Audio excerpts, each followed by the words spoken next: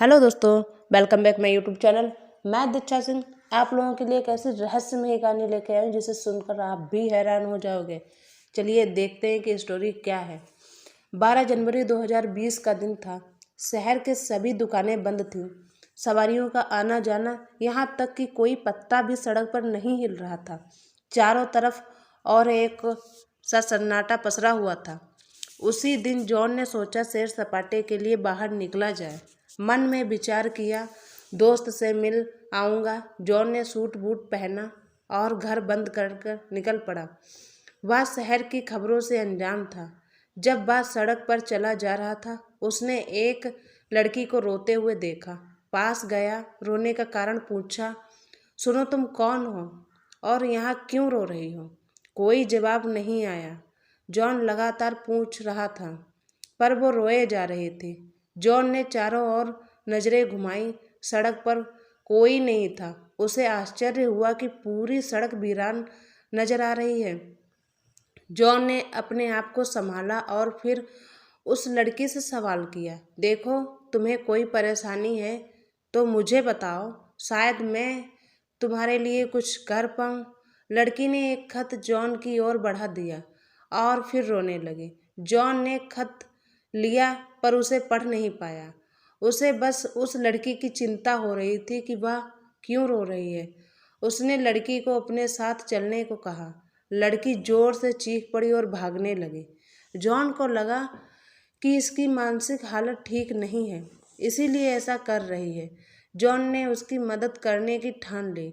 अब वह भी उसके पीछे भागने लगा। तभी देखता है सड़क पर खून से सने पैर के निशान, जो उसी लड़की के थे। जॉन घबरा जाता है।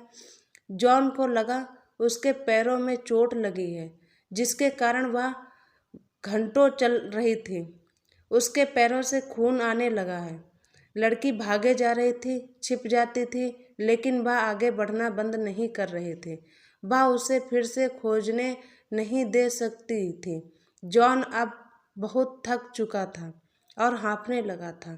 तभी वो खत उसकी जेब से सड़क पर गिर गया। जॉन को ध्यान आया, ये खत तो उसी लड़की का है। लड़की उसकी नज़रों से ओझल हो चुकी थी। जॉन ने झट से वो खत खोला। खत पढ़कर उसके पैरों तले से जैसे जमीन खिसक गई हो। खत में लिखा था, 30 अप्रैल 1620, मेरी प्यारी स्वीटी, जब तक तुम तक ये खत पहुँचेगा मैं इस दुनिया से जा चुकी होंगी। मैं तुम्हें सचेत करने के लिए ये खत लिख रही हूँ कि इस शहर का सबसे खूंखार आदमी कल घर आया था। उसने मुझे कहा कि तुम्हारी बेटी से मुझे शादी करनी है। मैंने उसे मना कर दिया, पर वो नहीं माना। उसने मुझे धमकी दी कि कल बारात लेकर आएगा। इसीलिए कल मैंने तुम्हें अपने दोस्त के घर ही रुकने को कहा, ताकि मैं यहाँ सब ठीक कर तुम्हें सबकी नज़रों से बचा सकूं। अगले दिन वो फिर आया और उसने तुम्हें ना पाकर मेरे गले पर चाकू रख दिया। मैंने उसे कुछ नहीं बताया और फिर आगे मैं नहीं लिख पा रही हूँ। तुम यहाँ से दूर चली जाना, यहाँ मत आना। तुम्हारी माँ। खत पूरा खून से सना हुआ था और यह खत 400 साल पुराना था और वो लड़की स्वीटी थी। स्वीटी को जब खत मिला था तो वो अपने दोस्त के घर पर थी। खत पढ़कर उससे नहीं रहा गया और वह सीधा अपने घर पहुंची, जहां हर जगह खून ही खून बिखरा हुआ था। उसने आवाज़ लगाई, माँ माँ। आगे बढ़ी तो देखा माँ खून से तरबदर थी, सांसें रुक गई थी। तभी कुछ आहटें सुनाई दी। स्वीटी ने देखा कुछ लोग दूसरे कमरे में बैठे हैं। उन्होंने स्वीटी को देख लिया।